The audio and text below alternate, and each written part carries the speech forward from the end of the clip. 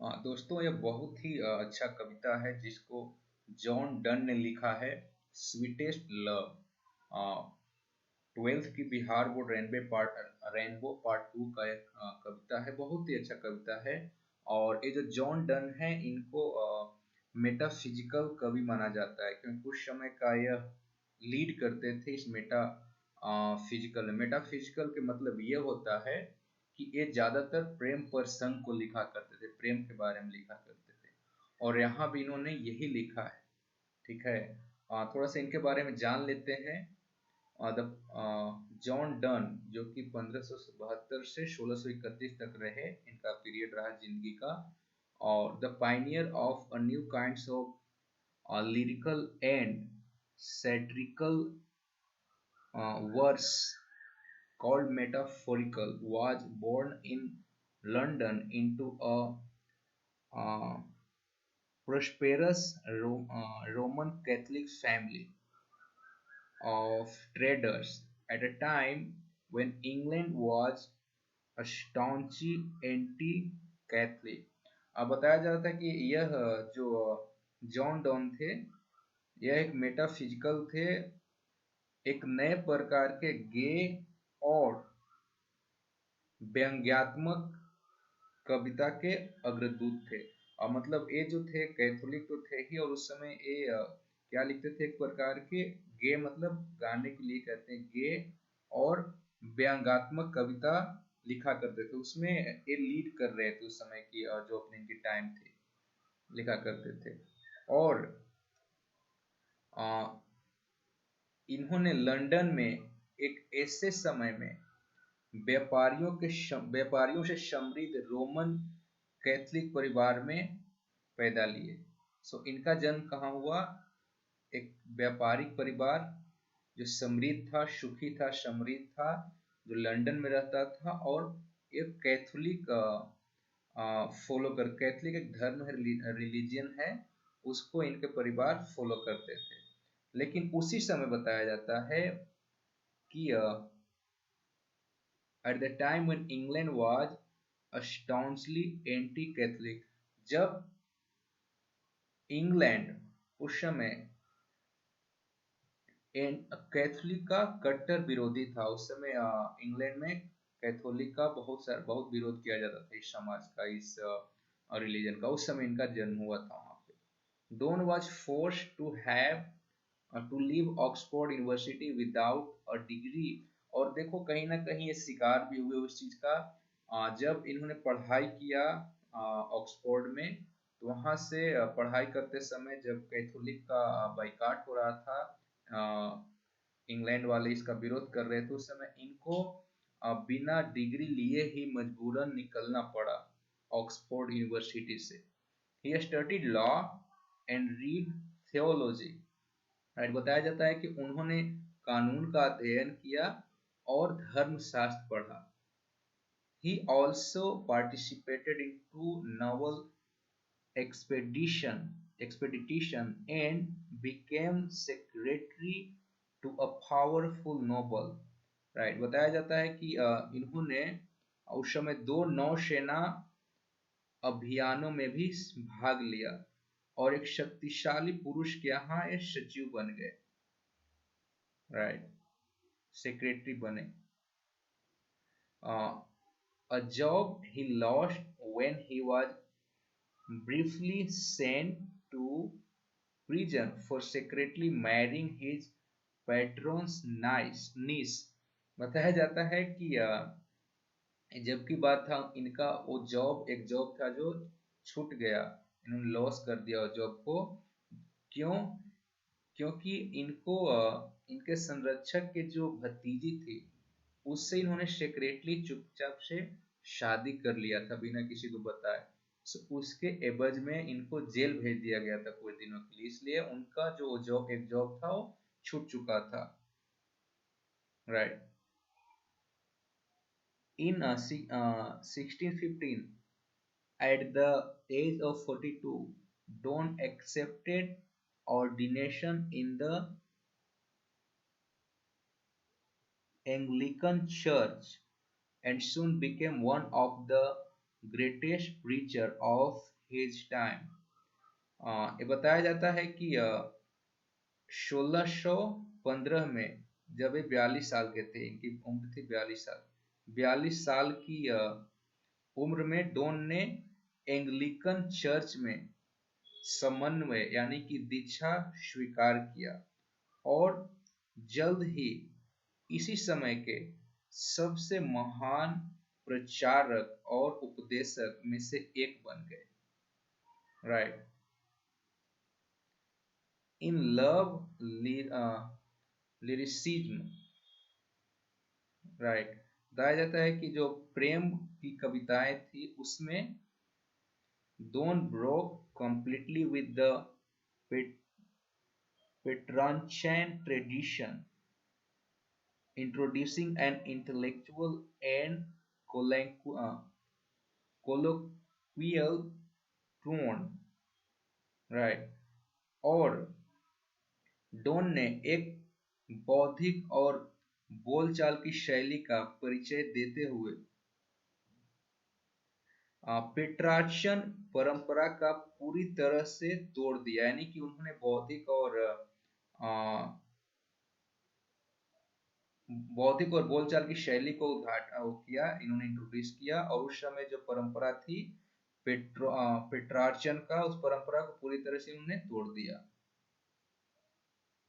His love poem used the latest discovery of science and geography to hammer home a point, combine passion with verbal and intellectual teasing, right। उनकी प्रेम कविताओं में विज्ञान और भूगोल की नवीनतम खोजों का उपयोगिता एक बिंदु पर घर करने के लिए किया जाता था, राइट, और मौखिक और बौद्धिक छेड़छाड़ के साथ जुनून को जोड़ती है। ये बताया जाता है कि उनका जो कविता है, प्रेम वाली कविता है, वो भूगोल और विज्ञान को लेकर चलता है, और उसके बिहाफ पे वो एक बिंदु पे काम करता है, ठीक है, और उससे वो मौखिक और बौद्धिक छेड़छाड़ के साथ जुनून को जोड़ता है। Don is well known for his song and sonnet, satire and the flages and sermon। Donne को इनको अच्छे से जाना जाता है, किस लिए? उनकी जो सॉन्ग थी और सोनेट जो कविता थी, satires and the phrases and sermons, इसके लिए उनको अच्छा से जाना जाता है, विख्यात थे। genuine poet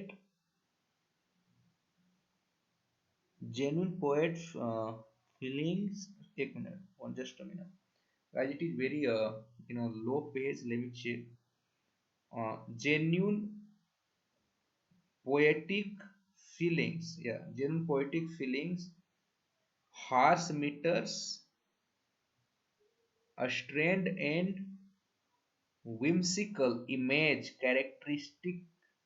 characterize all his poetic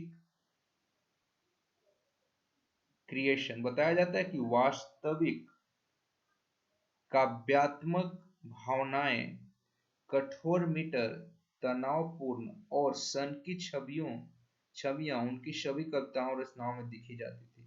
ठीक है, उनकी कविताओं में क्या दिखी जाती थी? वास्तविक काव्यात्मक, राइट, भावनाएं, कठोर, तनावपूर्ण और सन की छवियां, ये सारे चीज उनकी कविताओं में देखने को मिलती थी, राइट। सो एक किस तरह कवि थे? मेटाफोरिकल कवि थे। मेटाफोरिकल कवि ज्यादातर प्यार के बारे में, लव के बारे में और नेचर के बारे में लिखा करते हैं, और इस कविता में भी इन्होंने इसी के बारे में, प्यार के बारे में लिखा है, और बड़ी तरीके से लिखा है इसको। सब हम आगे इस कविता को पढ़ते हैं, अगला पेज को।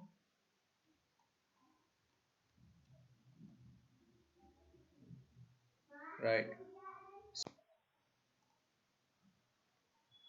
Sweetest love, I do not go for weariness of thee,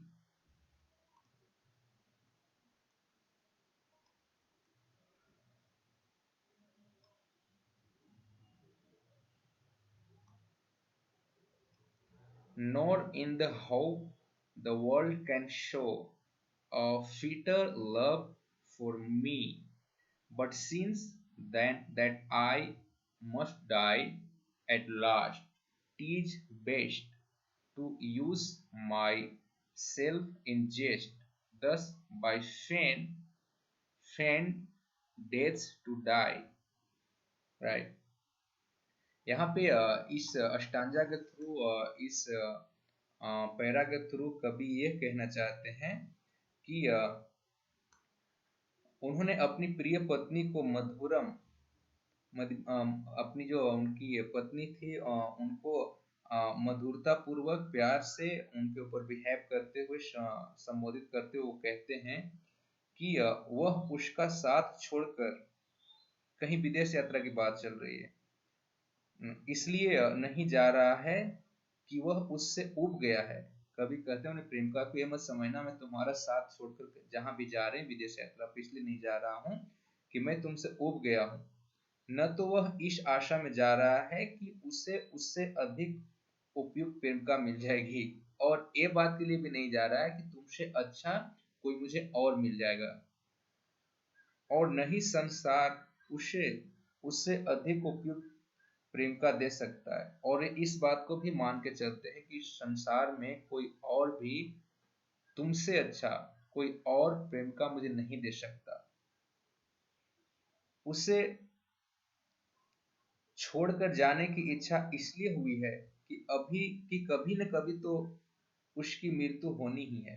right, वो अभी से ही वो अपनी आदत बनाना चाह रहे हैं कि इसलिए जा रहे हैं छोड़कर कुछ दिनों के लिए कि कभी न कभी तो एक दिन ना एक दिन तो मरना ही है हमें। राइट, वह समझता है कि बिछोड़ना अवश्यम भावी है, इसलिए वह मृत्यु का बहाना बनाकर उससे अभ्यस्त हो जाना चाहता है, क्योंकि अपनी प्रेमिका का वियोग उसके लिए मृत्यु से कम नहीं है। राइट, वो बताते हैं कि बिछड़ना तो एक दिन है ही हम लोग को, ठीक है, इसलिए वह मृत्यु का बहाना बनाकर वो अभ्यस्त हो जाना चाहता है। राइट, और वह अपनी पत्नी प्रेमिका का वियोग उसके लिए मृत्यु से कम नहीं है। और जब वियोग कर रही है तो मानते हैं कि ये सुनना मेरे लिए उचित नहीं है, मैं नहीं सुन सकता, ये तुम्हारा वियोग मेरे मृत्यु से कम नहीं है।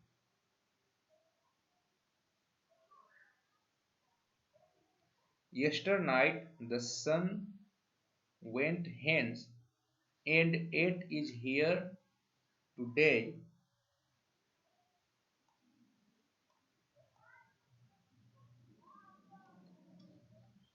He hath no desire, nor sense, nor half so short a way, then fear not me, but believe that I shall make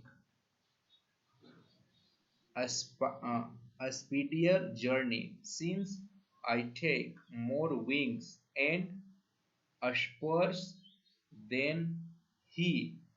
right, अब यहाँ पे बताते हैं इस स्टांजा के थ्रू, दूसरे स्टांजा में कभी ये कहना चाहते हैं पत्नी को संबोधित करते हुए कि सूर्य अगली सुबह को फिर लौट आने के लिए हर दिन शाम को इस दुनिया से विदा हो जाता है। सूर्य को यहाँ पे सूर्य का एग्जाम्पल दे रहे हैं, सूर्य से कोरिलेशन कर रहे हैं, कहते हैं कि जो सूर्य है वो दूसरे सुबह फिर वापस लौट आने के लिए शाम को विदा होता है, यानी कि शाम को विदा होता है तभी सुबह आना होता है उसको, इसलिए फिर लौट आने के लिए उसका न तो कोई उद्देश्य होता है और न ही कोई भावना होती है। पृथ्वी तक की उसकी यात्रा की दूरी भी इतनी कम नहीं होती। ये सारे कहते हैं कवि की प्रेमिका यानी पत्नी को तब यह भय नहीं होना चाहिए कि कभी वापस नहीं आएगा। कभी अपनी प्रेमिका यानी पत्नी की याद लगातार आने के कारण सूर्य से भी अधिक तीव्र गति से यात्रा करेगा, यानी कि बार बार याद ना आए, बाहर जा रहा है राइट, सूर्य को तो टाइम लगता है यहाँ पे आने के लिए, उनसे भी ज्यादा तेजी गति से वो जाएगा और रहेगा और वापस आ जाएगा। राइट, करें सूर्य से भी अधिक तीव्र गति से यात्रा करेगा।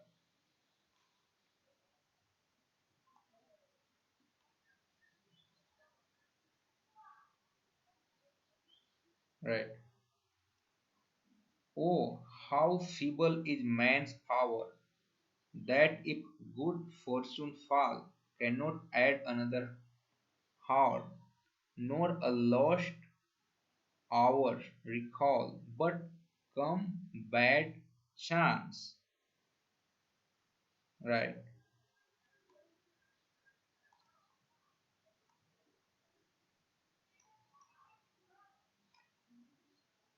and we join to it our strength, and we teach it art and length itself or rush to advance.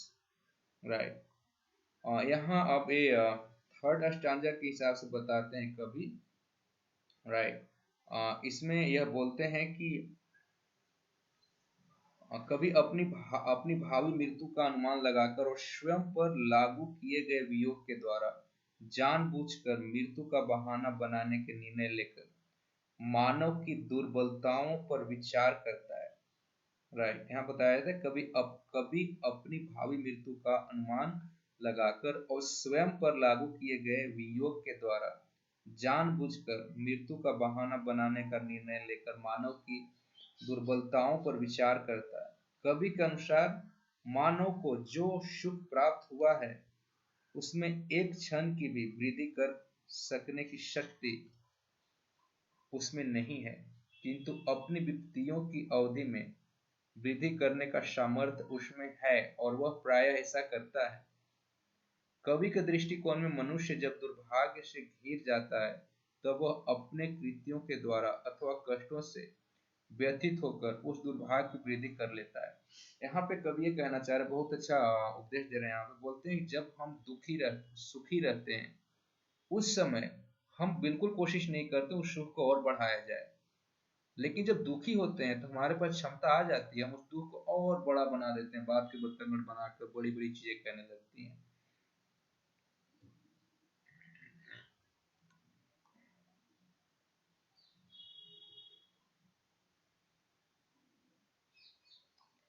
When those sides not windy, but chased my soul away, when thou weepst unkindly, kind, my life's blood bowl doth decay, it cannot be right. That though I have lost me, as thou sayest, if in thine my life thou waste, thou art the best of me। Right, यहाँ पे अब fourth डांजा में कवि ये कहता है कि जब उसकी प्यारी पत्नी आहें भरती है तब उसे यानी कवि को ऐसा लगता है, ऐसा प्रतीत होता है कि जैसे उसकी आत्मा प्रेमिका की बाहों में मिलकर उसे छोड़कर जा रही है। जब कवि की पत्नी वियोग की बात सोचकर रोती है तब वह कवि के प्रति लगाव प्रकट करती है, किंतु इसके साथ ही वह निर्दय भी होती है, क्योंकि उसे रोते देखकर कवि का खून सूख जाता है। इस प्रकार आहें भरकर और रो रो कर वह स्वयं पर अपना आहित करती है और उससे उसके साथ ही उसके इन कार्यों से कवि का भी आहित होता है, क्योंकि कवि और उसकी प्रेमी दो जिस्म एक जान है। कवि सोचता है कि यदि वह यानी उसकी पत्नी उसे उसके प्रति उतनी उदासीन है तो वह उससे प्रेम नहीं कर सकती। राइट, यहाँ पे कवि अपने आप को हस्बैंड मानकर अपने वाइफ के अनुभव के बारे में बताते हैं। ठीक है, कि उनको ऐसा ऐसा प्रतीत होता है।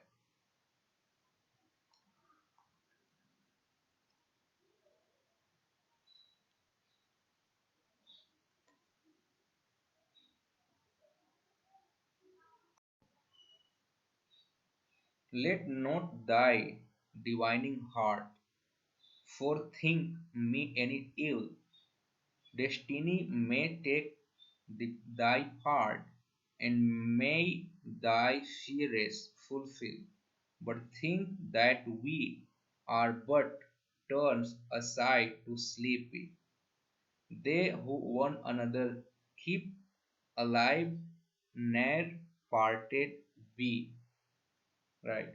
और इस लास्ट स्टांजा में, कभी अंतिम स्टांजा में, उनके अनुसार उनकी प्यारी पत्नी भविष्य की बातें पहले ही सोच लेती है, अथवा संभवतः उसका हृदय कम से कम इस बात से आशंकित है कि उसके प्रेमी के साथ उसकी यात्राओं में न जाने क्या बीतेगा। कभी उसे प्रार्थना करता है कि किसी प्रकार के अनिष्ट की आशंका न करे, क्योंकि संभव है नियति उसके अनिष्ट आशंका को पूर्ण कर दे और कवि को पीड़ित होना पड़े। कवि की अनुपस्थिति में उसकी प्रेमिका पत्नी को यह सोचना चाहिए कि वे केवल गहन निद्रा में निमग्न होने के लिए एक दूसरे से बिछड़े हैं। यदि दो व्यक्ति एक दूसरे के विषय में विचार करते रहकर एक दूसरे को जीवित रख सकते हैं, तो वो भी बिछोड़ नहीं सकते। राइट। यहाँ पे कवि कहते हैं कि ऐसा आपको नहीं सोचना चाहिए, इस तरह की बातें कुछ ना सोचो कि जिससे वो यात्रा पे जा रहा है वहां कुछ सच में वैसा ना हो जाए, कुछ आपत्ति ना आ जाए, कुछ गलत काम ना हो जाए, कुछ घटना घटित ना हो जाए। आपको ये सोच करके रहना है कि जैसे एक लंबी निद्रा पे जा रहे हैं, लंबी नींद लेने जा रहे हैं, और ये बात सोचकर आपको शांत होनी चाहिए। आपको ज्यादा इसमें भाव विवल नहीं होना चाहिए। राइट। सो यही था इनका कविता। मैं थोड़ा सा और सारांश कर देना चाहता हूँ इसको। ठीक है।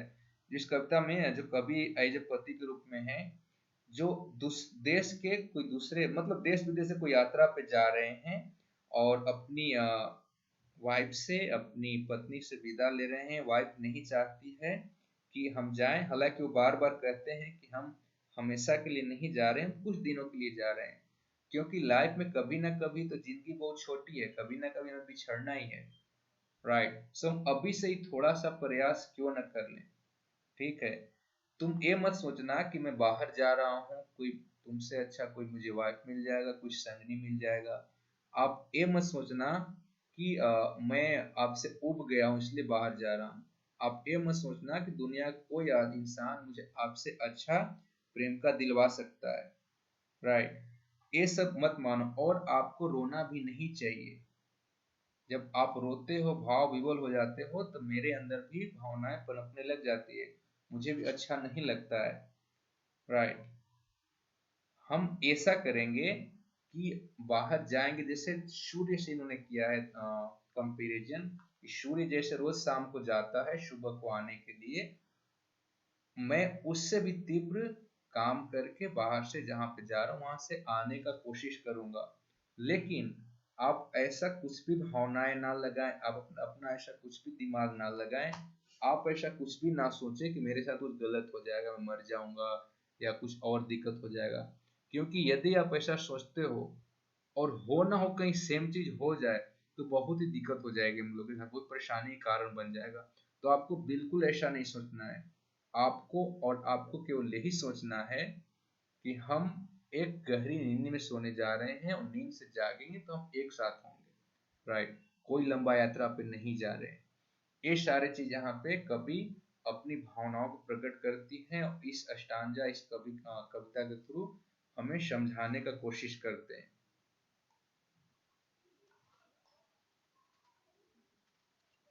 राइट। यहाँ पे शॉर्ट क्वेश्चन एंड आंसर है।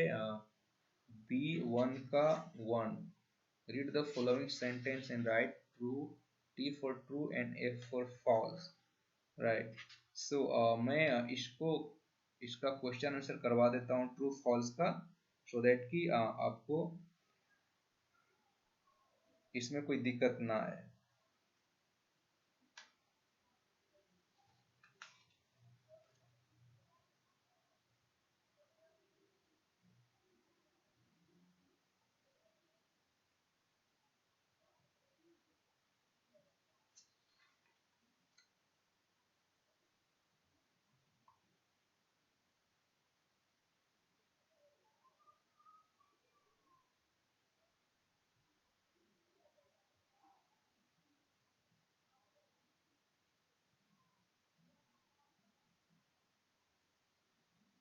The poet wants to go away because he is tired of his beloved.